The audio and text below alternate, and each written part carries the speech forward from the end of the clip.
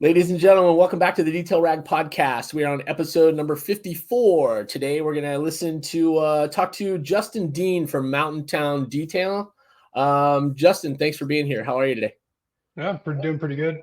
Appreciate you Good. having me on. No problem. I appreciate very respectful of your time. I appreciate you doing this. Justin, let's fill people in a little bit on how long you've been detailing.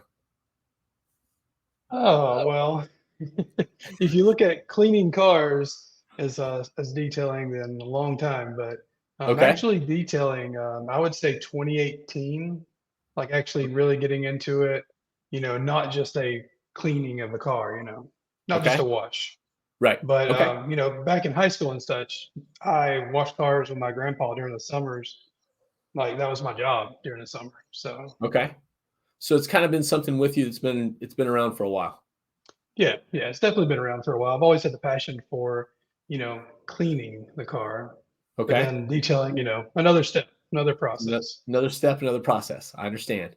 Um, do you and sorry about that. You also are the business development manager for, I'm gonna let you say it. Koch-Chemie, USA. Koch-Chemie. Yeah, Okay. yeah. What's your role there? What role do you play with them? I do a little bit of everything, honestly. When I officially joined them back in 20, how long has it been? I guess it was 2022. Yeah, 2022. I was logistics, Okay. but and I can get into background on that later. But now it's marketing, new product development, and like e-com, like all the e-commerce stuff. So, Okay. Okay.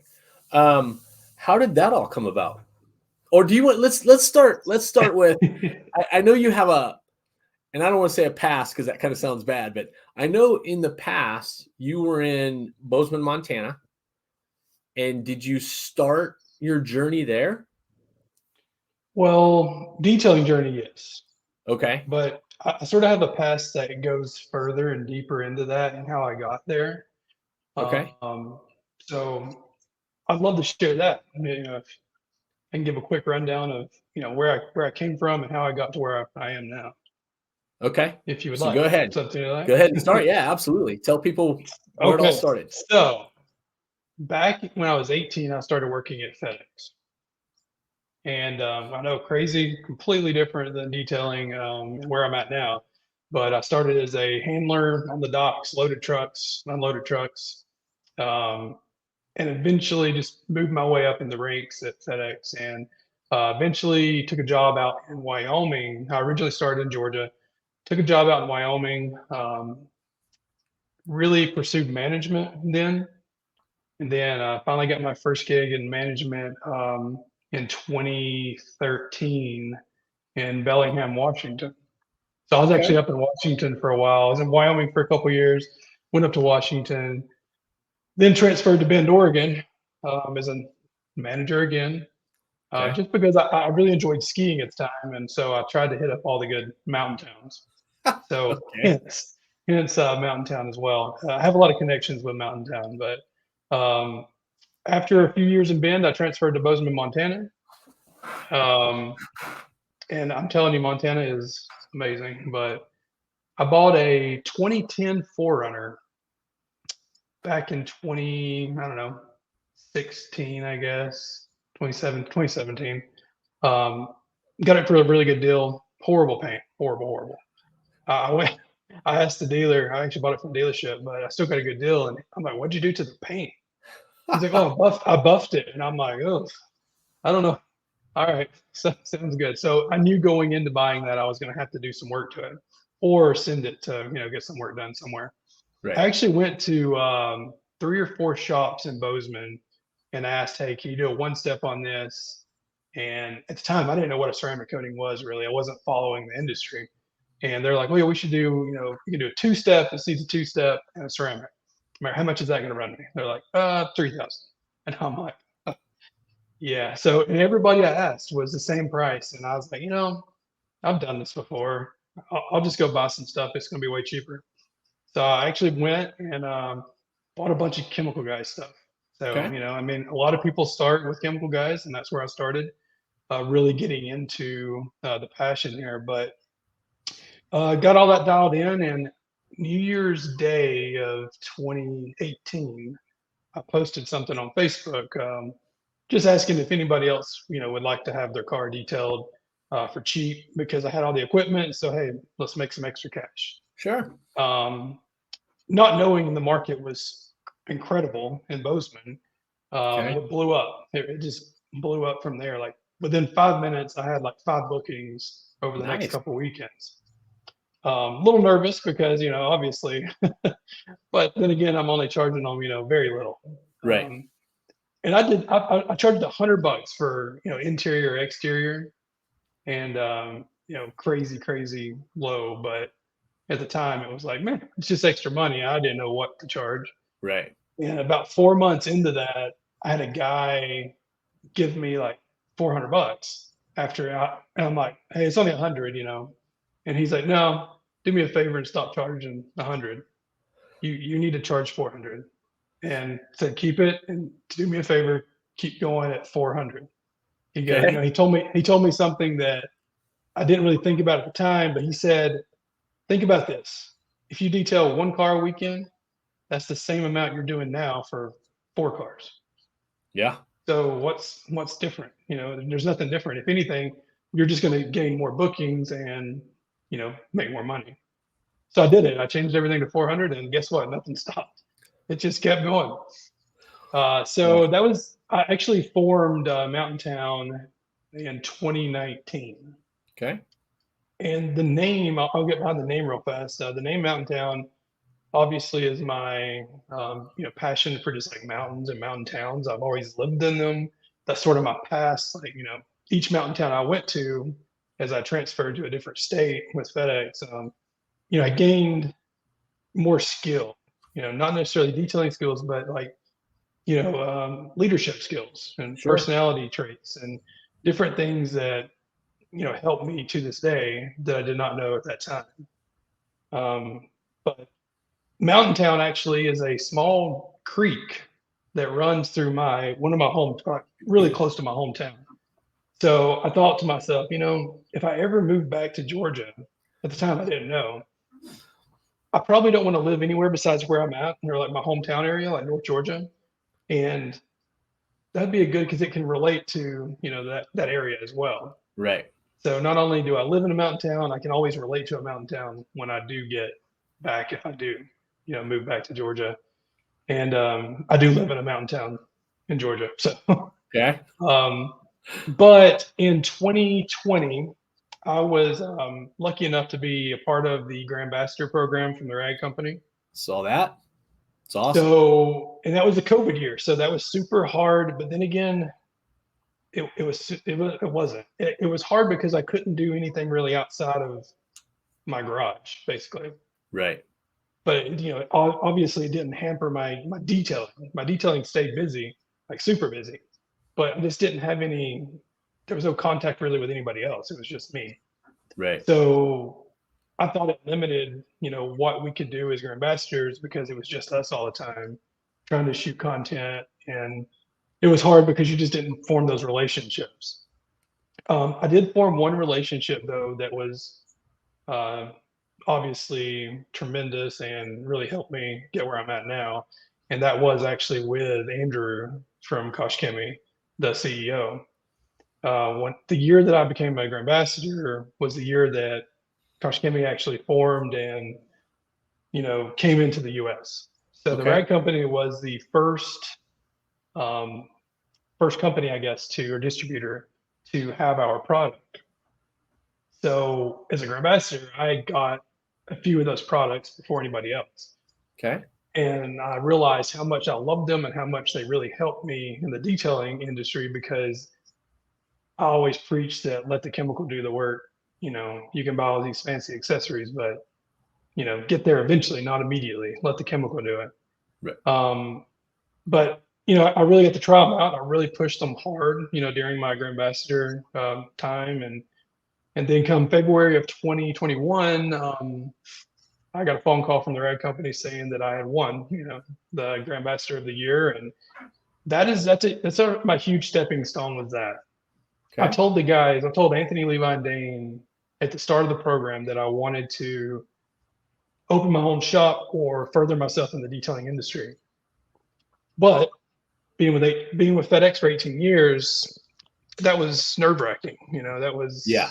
that was hard to leave something that I was so, sort of a part of and grown to and very comfortable. Comfortable. Yeah. Yeah, comfortable.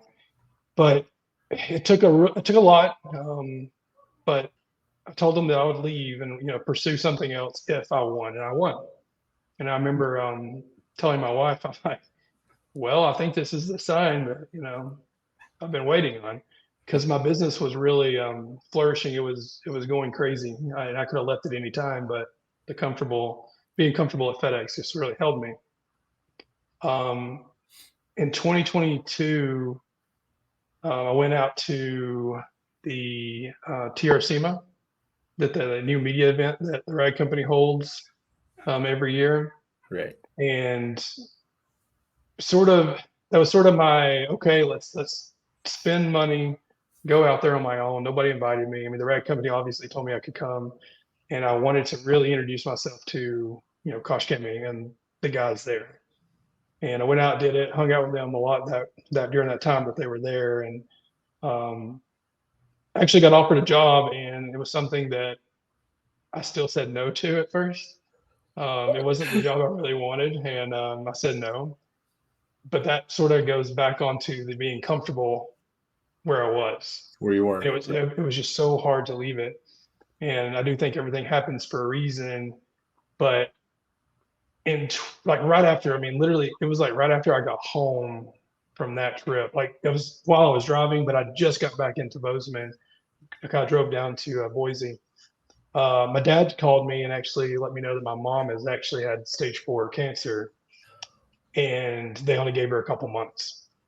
So I know that's really personal in this, but I think it's a huge part of me, Sure. and how close I am to my family and my mom, and how I was really close to her. But um, they only gave her a few months, and she did only live 2 months past that. It wasn't actually even 2 months. Um, but I remember I flew home and was with her for a couple weeks before she passed, and we talked about this all the time, leaving FedEx, and she kept telling me no, no, no, no. And eventually, I guess I don't know. It was like eventually she came to me and said, "You know what? You need to do what you want to do, and if you think this is it, then do it." So Andrew had actually offered me the logistics position with KCX, which basically handled all import, export, and all the shipping with the U.S. team. And that's what I've done for 18 years anyway. So it wasn't anything crazy or out of the ordinary for me. So I accepted that position, left FedEx in June of 2022. I actually sold Mountain Town Detail, the business side of things, in Bozeman before I left. Okay. I kept my brand because the brand that bought it already had a brand established, and they just wanted basically my business part. So they bought my business. I got to keep my brand, and um, came into KCX, and here I am today, a year and a half later, and it's been a crazy ride. It really has. But that's sort of my gist and my rundown of how I got to where I'm at. Was just persistence and dedication into the industry and this brand. Well, for starters, I appreciate you telling your story about your mom. I'm sorry. Um, it's do you one of the things that it clicked earlier is that you were talked about, and I want to know a little bit more about.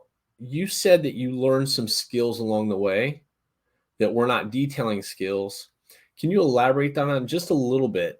Because Yeah. I think a lot of people just look at the detailing industry and say, this is what I have to do to a car. That's what I'm going to do. What do you feel was important skills that you learned along the way to get you to where you're at now? I think there's like really there's a lot obviously, but I think the key thing is leadership. Leadership isn't easy. You might think you're a leader, and you might be, but do you have the leadership skills that you really need to push yourself further and to be able to grow? And I think there's the skills and leadership that I really learned and grabbed was, confidence. You can be confident all you want, but when you stand up in front of 100 people and tell them this is what you're doing, that's a whole nother level of confidence. Yeah. Especially people you don't know. I mean, you Right. walk in like with me with transferring, to different stations, and leading new people every couple of years. It's a whole nother ballgame, like Right. every time. But the thing is you learn every single time. So you learn different skills and traits. But I think being humble, learning how humble you can be to your team and as it relates into detailing your customers. But like I said, all this stuff pertains into leadership, but being very positive, not always is everything positive in the world, but it's all how you relay that to whoever it is you're talking Right. to. And just being very trustworthy, like, be that person that they can trust. And that's the stuff I really learned was how to manage people by personality. So like, everybody learns different. Everybody everybody really needs a leader that treats them different based on their personality. Sure. If you address a group as a whole, that's different because it's a whole group. So everybody's hearing that one thing, but when you address a person individually, they need to be addressed to how they, I guess, relate to what you're saying. Or to how they learn. Yeah, yeah. And that was something I really had to learn. That was hard for me because I tried to manage everybody the way I would be managed or lead. Right. And I found out that doesn't work. But, you have those people who love to be aggressive. They like to be aggressive, and you have to be confident in yourself to be aggressive with them. But Right. that's okay. That's the way they want it to be. And then you have others that you've got to be super caring and sensitive to. And, that's fine. That's just the way you have to do it. But I think learning that stuff really helps you in a lot of things, to go into the detailing industry. Because when you talk to a customer or anybody really, a manufacturer even, you know, you want to gain the trust immediately. And Sure. if you ever broke that trust, it's really hard to gain that trust back. Right. So you want to lead by example and lead them and be honest with them. And where, if they ask a question, you don't know it, don't be telling them something that's wrong, or you think that's right. Because that trust level is gone if whenever they find out that wasn't right. Right. So I think just really learning your customer base and your, I guess, the business side of things, whoever it is you're talking to relationship wise with businesses, Mhm. learning how they work, listening, and really just listen, sit back and listen and really figure out, okay, what makes them tick? Like, what is it? How are they addressing you? Because you really sort of want to address them the same way. So, but that might not be the way you need to be addressed, but or you don't like to be addressed that way, but that's okay. You Just have to, listen and yeah, you have to yeah, relate to them.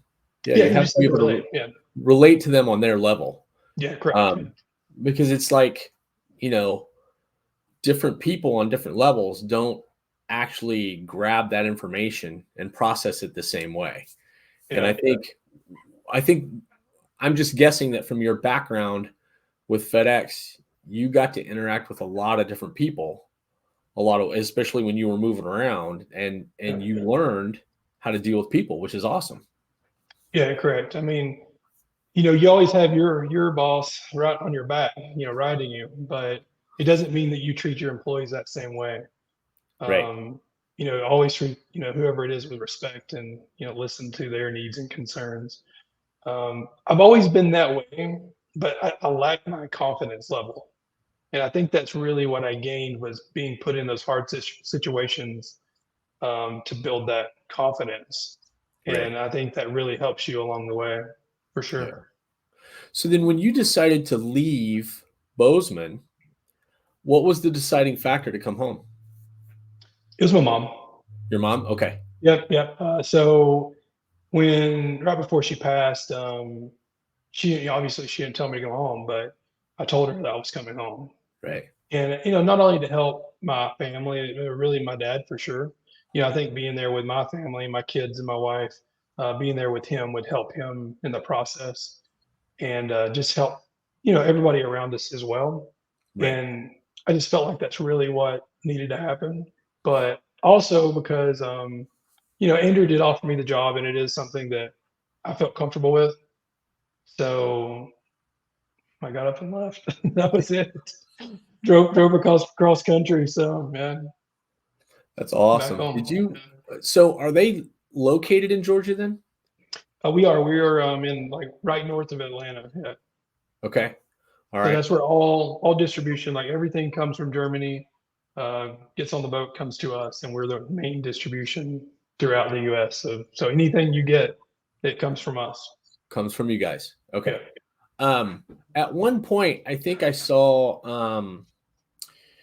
Now you only have the one location, right? That's it, right Correct. there in that Yeah. location. There's Mhm. no other distribution centers throughout the country, or Not that's actually, through us as a okay, company. okay.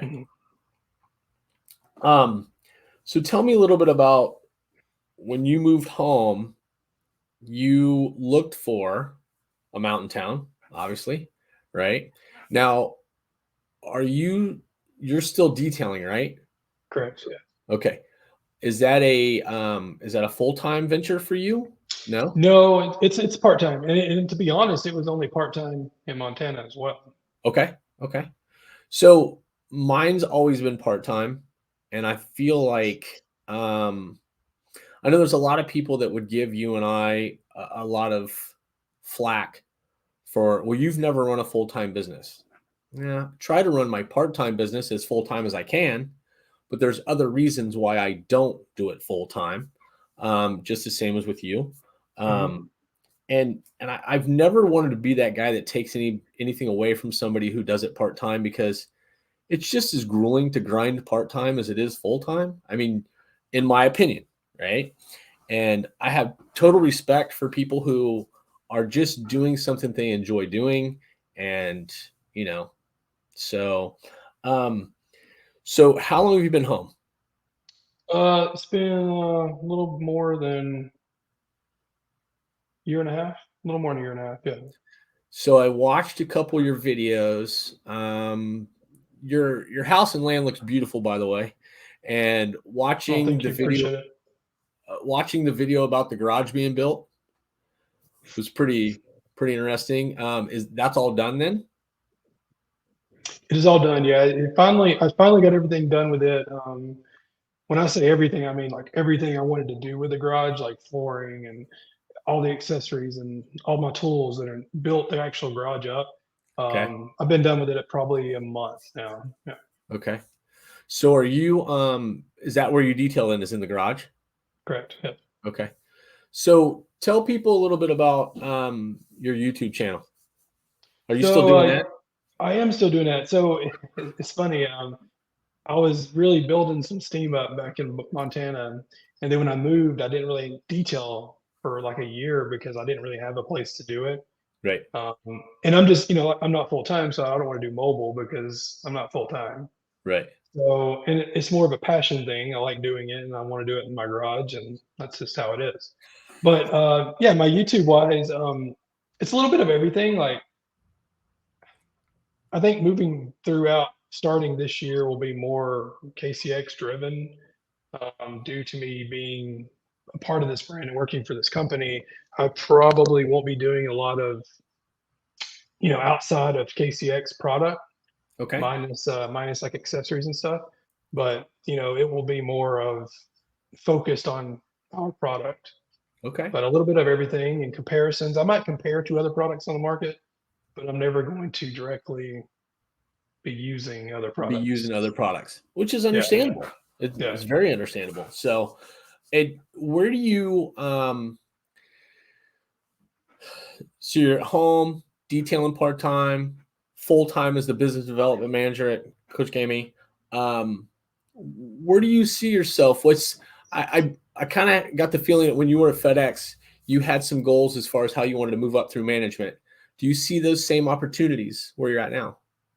Oh, for sure. I mean, we're such a young company here in the US. It's 3 years now that we've been here, so not very long at all for a 56-year-old company over in Germany. Okay. So, it's very established over there, and, we will establish it the same way here in the States. And I'm lucky enough to be one of those, first few people to be a part of this, going Okay. forward.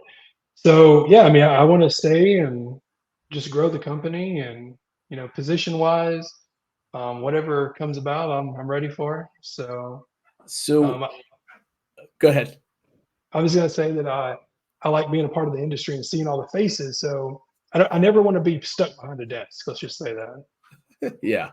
Yeah, Do yeah. you how large and I've already admitted that I don't know much about the product line at all. Um, and I've never used any of it, but how large is the product line?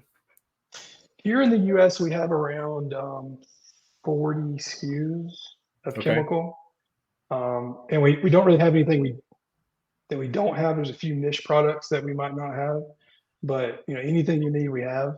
But, yeah, it's around 40 SKUs plus accessories and whatnot. But over in Europe, it's very big in the car wash as well. Okay. And they have hundreds of SKUs, in Europe and Germany especially. But Okay. a lot of those SKUs we probably will never get here in the States due to regulation, Okay. um, which is understandable because it's just different, and you've got to pass all these filings and all this stuff that you have to get approvals on, and sometimes the U.S. is a little different. So. Is there a think in terms of one product that they offer that you can't live without. It's the one that you would go to all the time. What would it be?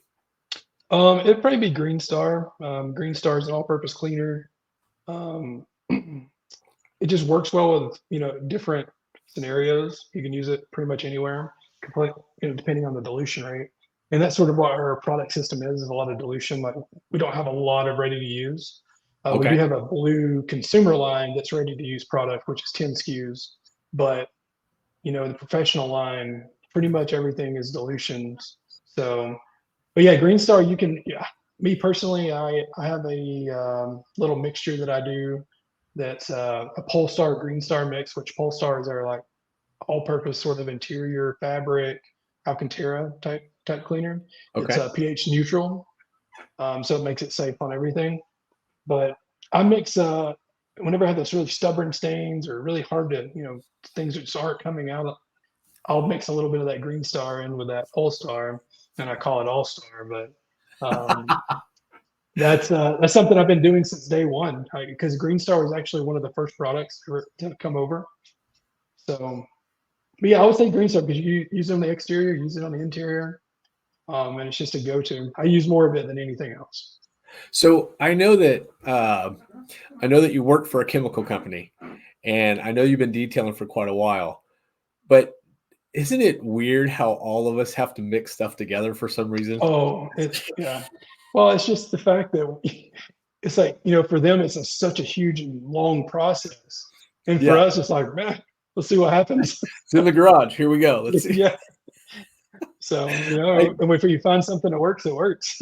I wish I had some type of psychology degree that I could kind of figure out why that is, that we all seem to think we should just mix together whatever we want, and boom, there you go. And it Um, works. yeah. What's so as far as Mountain Town's concerned, what do you think you want to do with it in the future? I would love for it to be a full-time business, but I'm just sort of on the back end running the business. Sure. I'm very passionate about business development. Okay. This isn't so the funny thing is not I'm not gonna get into it, but this is my see Mountain Town would be my fourth business that I've started. Um, so I've really I love like brand image, like, and I love building like Yeah. the ecom side and the image side is something I'm just like doing, and I do it for a lot of companies actually on the Okay. side, like not big companies, but like small companies that want to start up, like developing logos and branding and how they should start and where they should go in the Yes. initial months of business. I help a lot of people basically build their businesses on the That's side. kind of cool because that's something that I really, really like is I like the initial startup process. That's why I like talking to people who don't know anything about detailing but think they want to get into it, because I like guiding them in a certain direction. I like the logo development, uh, name, that kind of thing, trying to, the branding, helping them with that is kind of cool. Do you, if you could go full time and you were running it behind the scenes, would you obviously consider mobile? Probably not. Probably not. Okay. I don't think mobile would ever be in my game. And there's reasons behind that I won't get into. And I'm Sure. not saying it's bad or anything, but it's just a whole nother. If I had a crew in an actual shop full time, I had employees. Um, that's just a whole nother ballgame. Man, it's a whole nother money pit, basically. Insurance and Right. vans, and there's a lot of risk involved Sure. if it's not your main thing. Right. And I still think, and I'm asking your opinion on this, is that I think especially over the years, and especially from my perspective, watching social media, I think just the word detailing itself has so many different layers to it and so many different expectations of what people think it is and what people want it to be and what people allow it to be in their own lives. And total respect to you for saying, hey, you know what, this is not a portion of it that I would want to do. Because I think there's so many different layers to it. Yeah, I mean, and to be honest, it never has been. I've said it from day one. It's just not something that I want to do.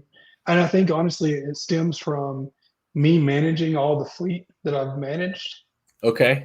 and experienced. And I think that might be one of the main reasons that is in the back of my head that tells me, hey, just don't do it. But So, because you have that knowledge, it's easier for you to say, hey, you know what, this is something I wouldn't do. yeah, Yeah. and it's a great industry and it's killer, and people Yeah. make tons of money and they're very successful. Yeah. But It's, for me personally, it's just not something I sure. personally would do. Yeah. And for a lot of people, it's just a super, super low barrier to entry. And that's how they get started, because they don't want to have the brick and mortar and they don't want to have, that kind of thing. So tell us something about you that what really drives you. Like, you just made the comment that you've started, several businesses. Are you a serial entrepreneur? I am. I think about it all the time. I'm constant. And I've the first business I developed did really good, but I had a hard time making profit because I didn't understand, all the margin and profit loss and all that stuff combined. Right. And I buried myself in a hole with that brand as well because it was an apparel business, and Okay. the name of it sort of put me in a place where I couldn't go anywhere outside that box. Okay. I mean, I could have, but in my opinion, the brand it just wouldn't intertwine with what I would be doing. Okay. So I sort of scrapped that after a couple years and went into another apparel business, renamed it basically into something that was more broad spectrum and I could do more stuff. And it was great. But man, I tell you what, apparel businesses, it takes time and a lot of it. Like it kicked my tail. I'd be up till 1 or 2 in the morning packing orders, folding shirts, and I was doing this all by myself. And but I just like doing branding and Right. building it. And I have a couple of other things I do now currently that is very low key. But my thing is, you can always take something and make it your own, no matter what it really is. Sure. Because a lot of people out there they don't have the same trait. They don't have that same personality skill of um, I don't know, really knowing where to go or talking to people or maybe it's just they don't want to fool with it. Right. And you give them that easy outlet to whatever it may be. Right. So, and I think that's detailing as well. Yeah. The customer doesn't want to do it. You're giving them that outlet. So let me ask you this from a business perspective. Something that it just came to mind for me is that I think a lot of people, it's it's funny for me how some people look at something like detailing or apparel and they just automatically gravitate to it because that's a passion, and they give somebody some advice on the business side of it. Because I think people think they think a lot about the detailing side of it, but they don't think about the business side of it. So give people something to think about on the business side that would be something in your opinion would be extremely important that they should probably focus on to start a business. Honestly, I think brand image is key. I see a lot of detailers out there with the same image. They all look the same. Nothing really sets them apart from the eye perspective of seeing it. Like, think of it as if you're driving down the road, what sets you apart when somebody sees your mobile rig or your storefront, with your brand image? Right. Or is it clean? Which hopefully it is, but especially storefronts. Where's your store? And you want a spot where it's clean. You don't want your surrounding areas to be, a little junky looking or a little trashy, like, trash laying around. You want everything to be clean.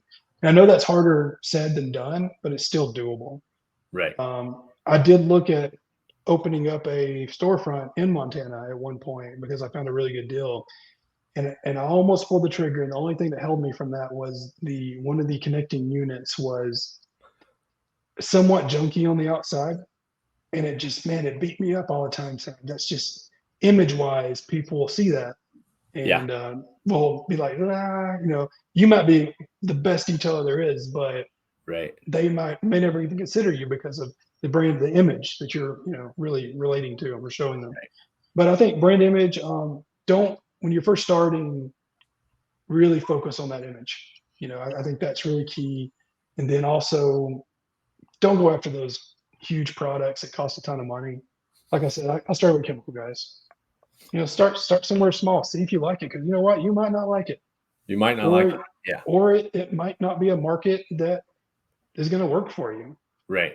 This market here in Georgia is a lot harder, and I'm having to really work on the marketing side of things to really get it to where I want it. But yeah, so just focus on the simple things. Don't buy expensive stuff until you're a year or two in and profitable. Know your margins of where your margins are. Don't Right. do it. Don't go out and buy a ton of stuff and just and never think about it again. Really Right. develop a booking system and know your margins on your product and your time. Because if not, where are you going to be in a year? Yeah, exactly. So before we head out of here, tell everybody where they can find you and what they need to be looking for as far as YouTube, Instagram, that kind of thing. Tell everybody where you're at. So, Mountain Town Detail on all channels: YouTube, Facebook, and Instagram. I don't do TikTok. Okay. I can't handle TikTok and do everything else there is to. Um, but and it's not spelled like Mountain Though. It's spelled like MTN Town Detail. Okay. I just felt like Mountain Town Detail altogether was too long, so I did MTN on all of them. But yeah, so I mean, I'm really focusing on Reels this year with Instagram, especially since I'm starting back up. And Okay. my garage, I've really put a lot of time into it, and it's real. Like I've made it into a studio instead of a garage system. So, Right. Okay. but yeah, so I got a lot of stuff in the works. A lot of Koch-Chemie stuff, obviously. And I want to say that feel free to reach out to me anytime. If you have questions, people reach out to me every day. Okay. But my passion is business side of things. It really is. Which So, I think is great knowledge to have and knowledge to share, because like I just said, I think that's a part of the equation that a lot of people just kind of push to the backside. It's kind of like, I'll do this and I'll worry about that later. yeah, So yeah. yeah. So, well, Justin, thank you so much for sharing your time, sharing your story, and sharing your shine, letting everybody know, where you've come from, where you're at. And if they need to reach out to you, they know where to get a hold of you now. And again, thank you so much for being here, and just continue to share the shine, man. Appreciate you. I appreciate it, man. Thanks a lot. Thanks, man. Have a great day. Yeah, you too.